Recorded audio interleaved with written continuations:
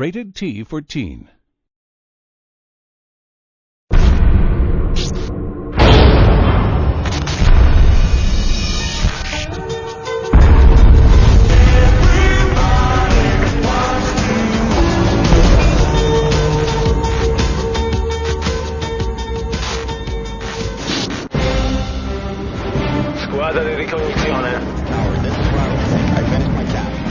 World in Conflict takes place in the late 1980s. The basic premise is that the Cold War between the US and the USSR suddenly isn't cold anymore, it's gone hot. 1989. The Soviet Union is going into a collapse, economical collapse. But with World in Conflict, the Soviet Union does not go down quietly.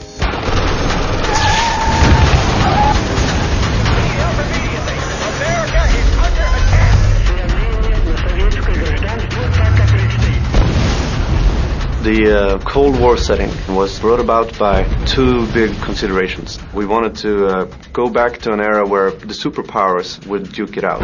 So that took us back to the 80s and to the Cold War.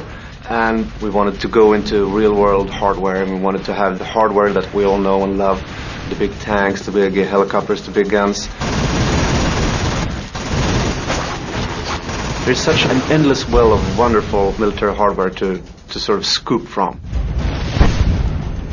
The vision for World in Conflict has always been to create something that is truly accessible and truly immediate, something that people can just sit down, start playing, and within a few minutes learn all the basics of the game. Traditional RTS maps are a lot about resource gathering, what's commonly known as dirt farming, and we don't have that in World in Conflict. When you start a game of World in Conflict, you immediately jump in, and within 20-30 seconds you have your units on the battlefield and actually in a battle.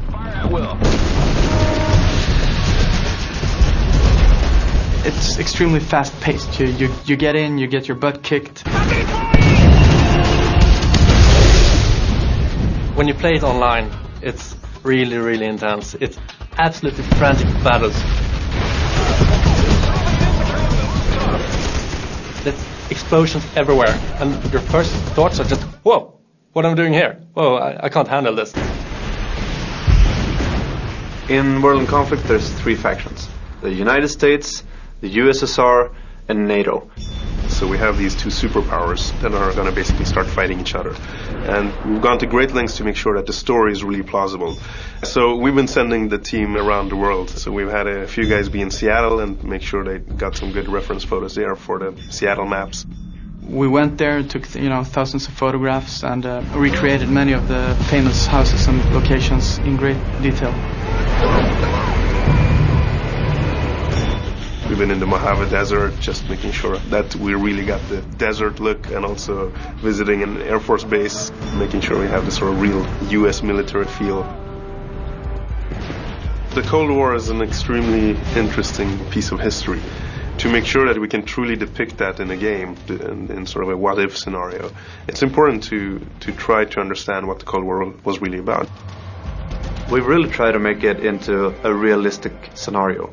We're trying to make this into a war with ordinary people under extraordinary circumstances. We wanted to create a Cold War gone hot where the entire world is the victim. Suddenly the Russians use a tactical nuke, and over the course of like 15 seconds the whole world fall apart, become blackened, and the clouds becoming, like lead.